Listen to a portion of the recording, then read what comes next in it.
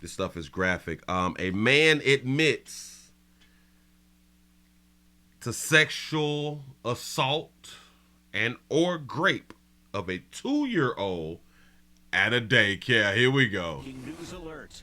Right off the top, breaking news and disturbing details on an alleged rape at an in-home daycare in Parma Heights. Good evening. Thanks so much for joining us. I'm Tiffany Tucker. And I'm Brian Duffy. We just learned the Ohio Department of Job and Family Services has now officially suspended the daycare license of that owner. And a 20-year-old suspect is now facing local and federal charges, admitting to the sexual assault. 19 Investigates Gabby Hart joins us from the newsroom. Gabby, you have the federal affidavit and just... You can't? Can y'all hear that? Let me turn it up all the way then. Hold on. Let me bag it up. News alert. Turn it Right all off the way the up. top, breaking news and disturbing details on an alleged rape at an in-home daycare in Parma Heights. Good evening. Thanks so much for joining us. I'm Tiffany Tucker. And I'm Brian Duffy. We just learned the Ohio Department of Job and Family Services has now officially suspended the daycare license of that owner. And a 20-year-old suspect is now facing local and federal charges. That's the loudest as I can go. That's the loudest, y'all. Here we go. Admitting to the sexual assault. 19 Investigates Gabby Hart joins us from the newsroom. Gabby, you have the federal affidavit and just got through looking over it. That's right, Brian, and I can tell you that some of the details that were in these federal documents, well, they were too hard to read. But they did reveal more information about how the FBI was tipped off and how they used artificial intelligence to crack this case. But we do want to warn you first that some of the details you're about to hear are disturbing. We received a phone call from the FBI and started working in conjunction with them. It's a story that 19 News has been covering extensively. Parma Heights police have arrested a 20-year-old man. He's charged with the rape of a 2-year-old girl at an at-home daycare. And now we're uncovering that he's also facing federal charges. A federal affidavit reveals that on January 3rd, a foreign partner contacted FBI headquarters and informed them of sexual abuse material that they believed was from North America. Next, FBI agents used software to scan the face of the child in those images. It led them directly to the Facebook page of the victim's mother. On January 5th, agents spoke with her, and they showed her, quote, sanitized images of the child pornography in question. She confirmed it was her daughter. She also noticed the hand in the photo was that of a white male, so she pointed them in the direction of anyone matching that description that could have had access to her daughter. That led them right to the doorstep of this at-home daycare on Big Creek Parkway in Parma Heights. When the feds arrived, there were 2 men inside, the owner's son and the son's friend, Connor Walker. Agents said Connor Walker admitted that he spent plenty of time at the daycare and often stayed the night. They also say he admitted to the heinous crimes. According to these documents, he told agents in the fall of 2023, the 2-year-old victim walked into the bathroom as he was getting out of the shower.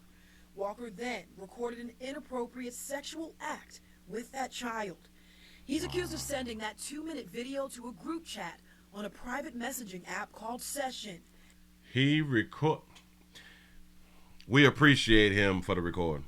You have to appreciate people for recording and using their phones as receipts. Yes.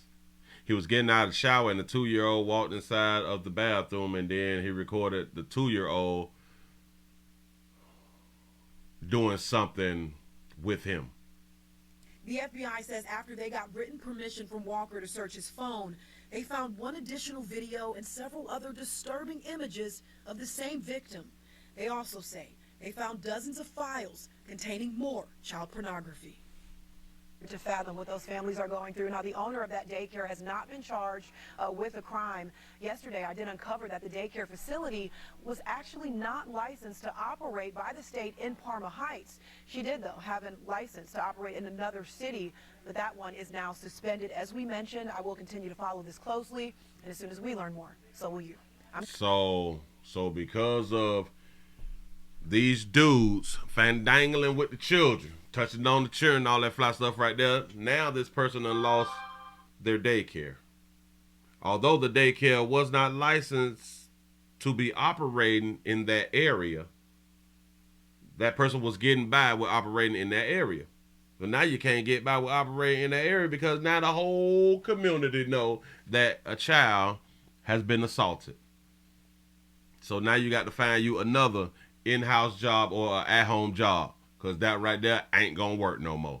And he admitted it, so he is guilty. He is not innocent. He is guilty. Him. Yeah. He old map. Look at the old map. Now, the one thing about it, he can, he is going to be on the sexual offender list. He really ain't going to do that much time. He won't even get like over 3 to 5 years or something like that right now. And he put it on a private, on a private chat room or a messaging board or something like that. I don't understand how there's anything. What do you mean private? Private messaging boards, private websites. Do y'all know that the people who own the internet, isn't that like the government? So is anything really private? Why can they not arrest all these people who is dealing with CP?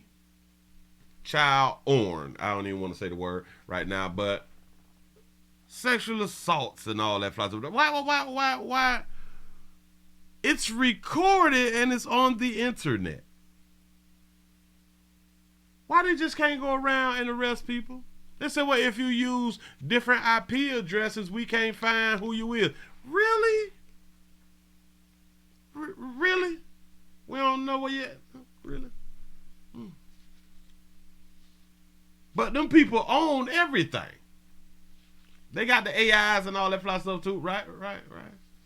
So from the time that it's uploaded and, you know, the imagery shows child, we just can't arrest people. And there's so much CP on the internet.